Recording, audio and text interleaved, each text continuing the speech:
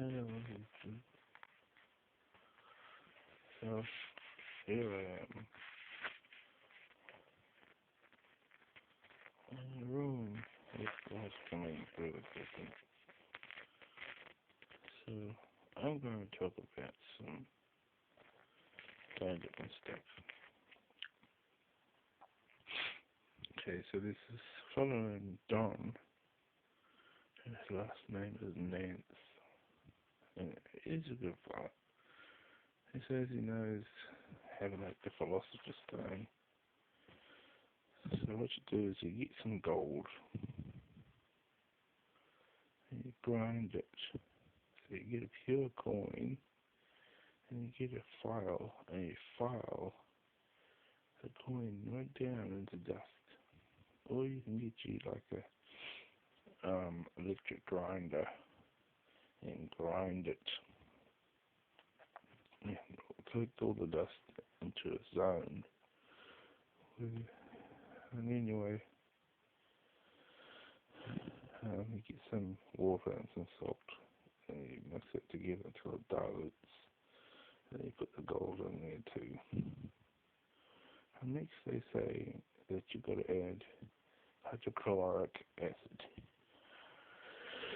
I know that when I watch the recycled gold people, they use it. And they say similar stuff that you need to first put hydrochloric acid in and then nitric acid. Now these guys, they're putting hydrochloric acid in and then they're putting peroxide acid. So, then this muriatic acid that they put in next, which is probably like a sulfuric acid. The ideal is that there are certain acids like sulfuric acid that clean the gold to make it shine. And there are various ways of making the gold into powder. So like for me, when I use computer RAM chips, they have lead and zinc in them. So you have to find a way to get an acid that will remove the lead, and you need to use sodium metabisulfate in order to dissipate. One of them dissipates, dissolves into nothingness, and the other one, the metabisulfate, actually causes the gold to clump and precipitate to the bottom from the solution. So it's kind of like this Don Nance guy said, he's using the ORMUS, ORMUS, the method, wet method type of thing. We add caustic soda or sodium hydroxide or metabisulfate, but he's using that to raise the pH when the gold's there. So like you're trying to pull all the stuff that's in the gold that's hidden. But his way is crude of reducing the gold into just by grinding. Whereas for me, I like using the electrolytic concept where you push the electricity into the metal and it becomes destroyed into dust. But then you've got finer dust than grindings. Unless you have the right sandpaper kind of stone on a grinder that can produce a refined, super fine, refined version. But I mean,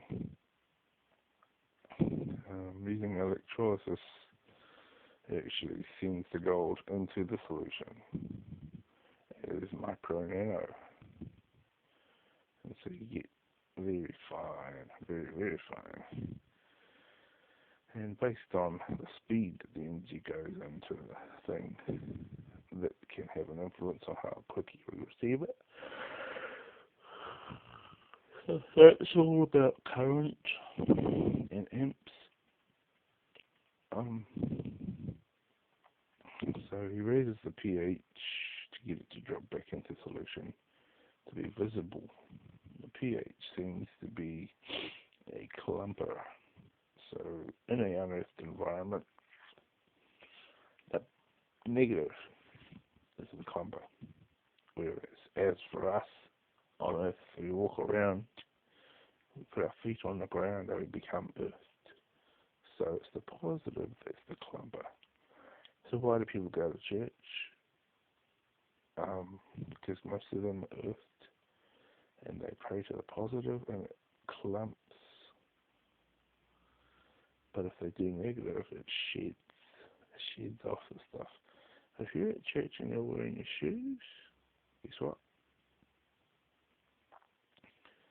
You start praising the Lord with your shoes on, and you're going to find that all the metals in your brain are going to start shedding off.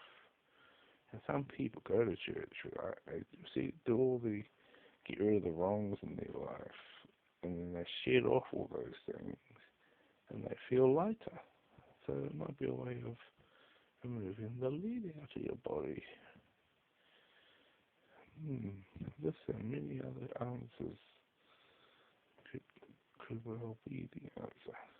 So the way I look at it is I look at the chemical thing, the way chemistry happens in a vessel that is unearthed. It's just like a human who has shoes on. Now, how we choose to be is different. Some people walk around with shoes on and that negative all day. Now, that's the same as in a test tube where it's not earthed because the glass is conductive, but if it's a non-earthed thing, then what you get is the negative is dominant. So if you go around speaking negative with shoes on, you're actually shedding off, and you'll be farting a lot. You're making gases. Sorry, I'm still waking up. Okay.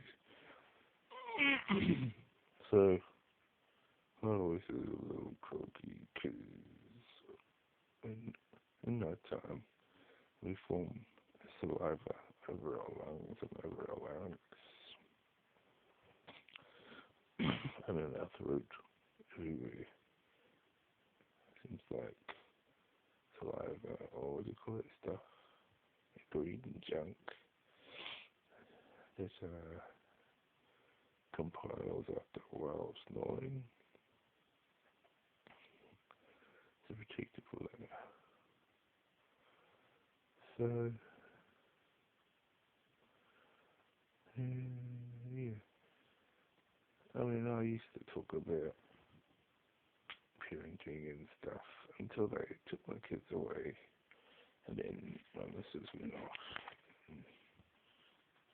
I'm not sure. She's a nice lady, very nice, but she's treating me bad, and she's going away and not going to want me. I don't know why it's like that. I know I was a bit of a dick when I was unwell.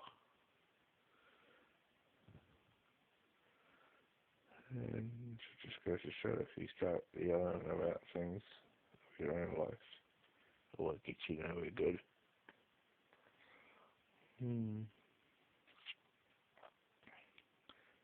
So, these guys, they're doing all the acid stuff, and then they don't really say anything about what acetone might do, or stuff that might be useful to get the acid out of there.